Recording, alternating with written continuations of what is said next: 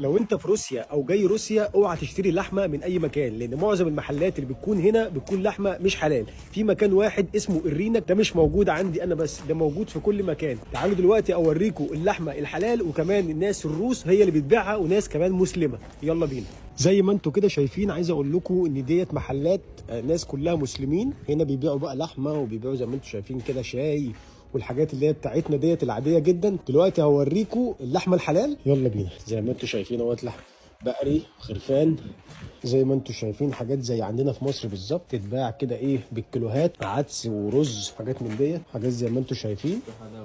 في حلاوه كمان اهي، والراجل دوت كمان مسلم. ده برات. السلام عليكم.